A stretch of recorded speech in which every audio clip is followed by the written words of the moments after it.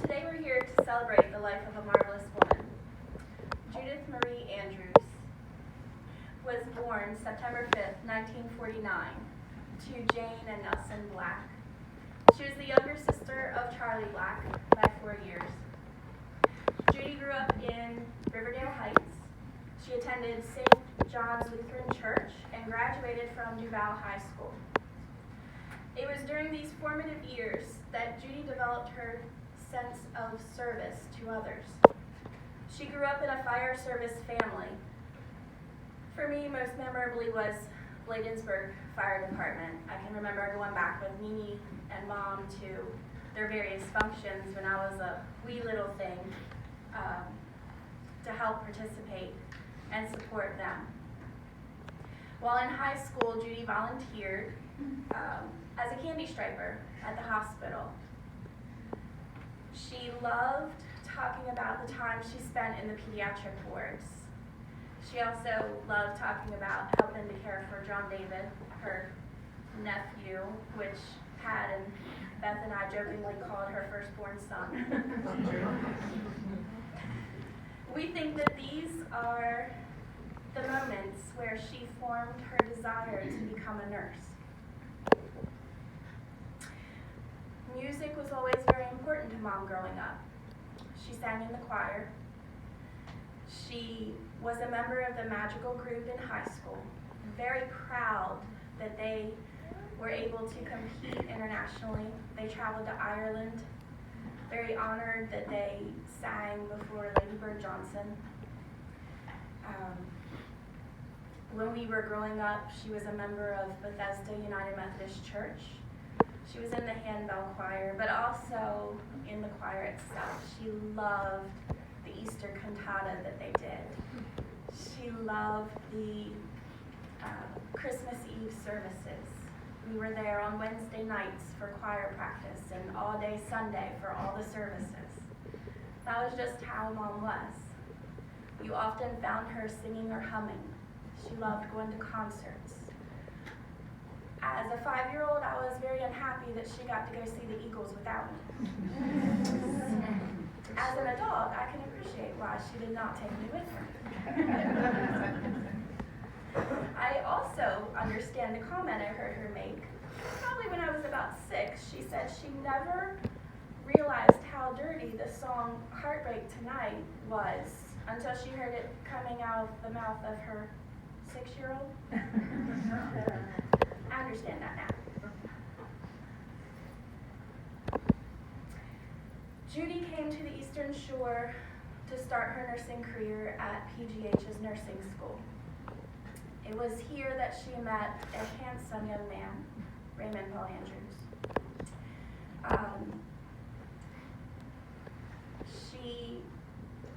They got engaged. He came back from Vietnam, headstrong Marine. They married.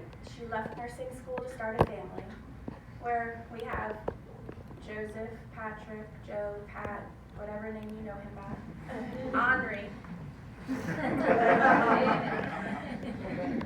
Beth is full of life, and me, the little one. Our parents parted ways after a while, but always were we able to remain friends. This is the technical stuff that you may have gathered from just knowing her or from the obituary. But what I really want to talk about is the person Mom was. She was full of life. She loved everyone. Everybody was family to her. The things that made her happiest were giving and taking care of those that she loved.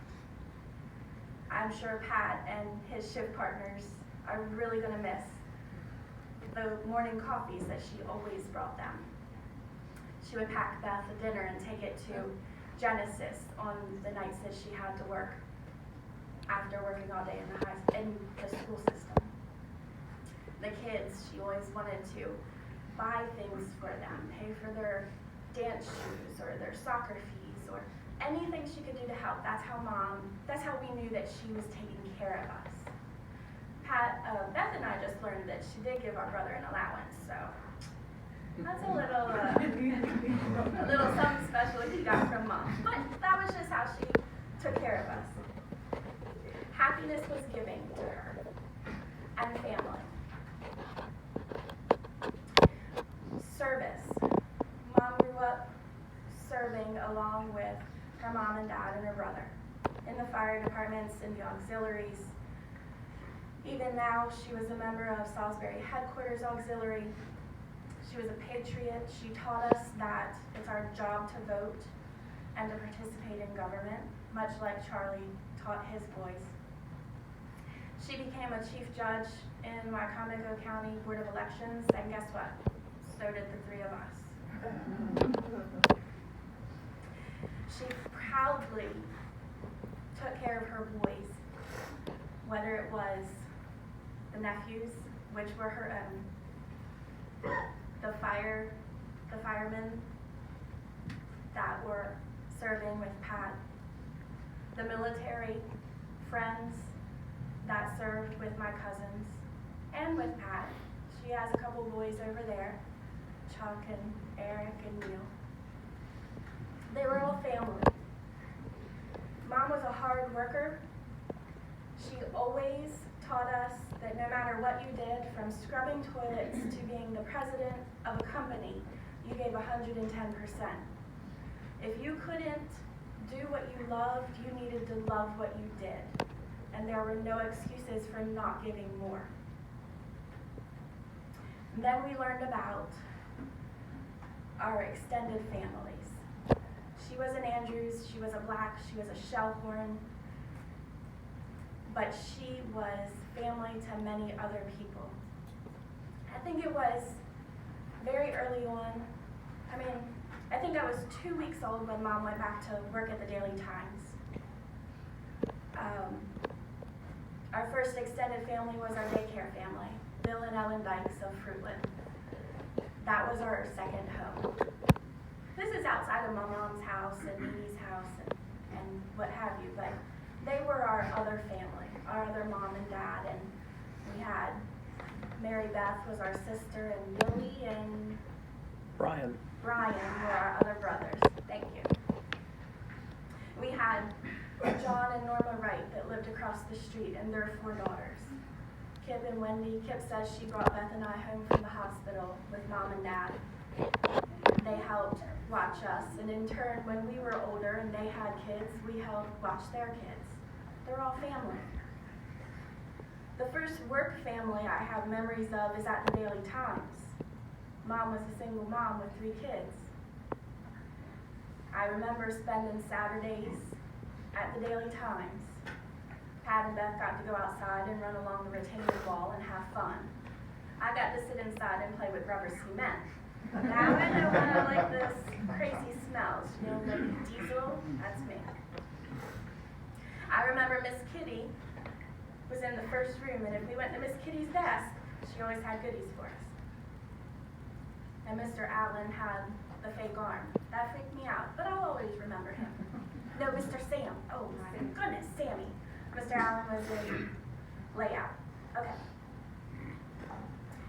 Pat said that was the only place, probably in Salisbury, that as a kid he could call and say, "Can I talk to Mom?" And they knew who we were and who we wanted. They truly were our family and are our family. As Mom moved on in her career, the next place was Good News Oldsmobile. She worked side by side with Tom Rose. She did a lot. There were many Saturdays at the office, evenings at the office, the car shows every year. It was a week of spending time at the Civic Center. Just so Mom knew where we were, and we had fun too, I think. She formed great friendships that we carry on even today. Suzanne Horseman, Stevie Prettyman, they all met Mom through work, but we are part of their families and they are part of ours. When she left there, she worked at Soule and Associates. Again, we had a work family there. Mom worked 3 jobs at that time. Soulaine Associates during the day, PK video. Jessica was an infant. She would have her playpen in the back. Jessica went to work with her. She also worked at Sears selling tools. And she would always have a line of men coming to her because she always looked out for them. Despite maybe losing a little bit of commission, she didn't want to steer them wrong. She wanted them to have the best deal that they needed. And that was her character. When Mom turned 50, she took a brave leap. Yes, she did jump out of an airplane. But more importantly, she quit all 3 of her jobs and went to nursing school. I don't think there was anything she was more proud of. She was an oncology nurse. She was a floor nurse. She was a bed coordinator. And that was where she met her biggest work family. Her last years of nursing, she became a school nurse. She loved working at Wycomico Middle School, but her heart was at Choices Academy, where she could work one-on-one with these children and make a difference. They were her kids. And even in her last 2 weeks, she expressed how much she missed her kids. When thinking back on the path Mom's life has taken, I marvel at her dedication to others, her will to persevere despite obstacles, her courage, grace, and kindness. Proverbs 31 speaks of Eshet Hayil, the ideal woman in the nation of Israel. This woman is said to be an industrious housewife, a shrewd businesswoman, an enterprising trader, a generous benefactor, and a wise teacher. She is a woman of valor and strength, a woman to be treasured for above rubies. I think Mom encompassed this ideal woman. I just want to share one more story with you before I close. When Mom came home on hospice, we had lots of visitors. But one very important visitor came, and he wanted to honor Mom and share their story with us. Eunice is a physician at PRMC, and Mom worked night shift, and so did he. When he came to this country, to this area, to PRMC, he did not have family and very many friends here. He was new. Mom found out it was his birthday, so she made him a cake, as Mom does. And she had a little impromptu birthday party for him. She posted a picture on Facebook, just of him and his cake. In return, a few weeks later, Eunice found out that it was Mom's birthday.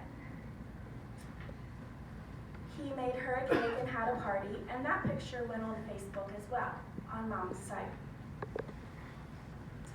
Time went by, and lo and behold, Eunice's soon-to-be wife, future wife, he had not met yet, saw Mom's posts and prompted them to start talking.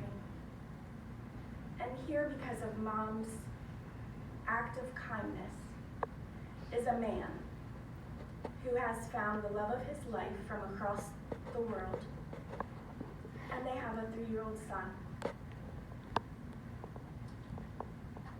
All because she was kind and thoughtful of others. I feel like I could go on about Mom forever, but that's not possible. One thing Mom always said was, when I die, I want you to bury me and have a hell of a party. So what Pat and Beth and I would like is, if you have the time, come to Hebron Fire Hall after the service and share your stories with her.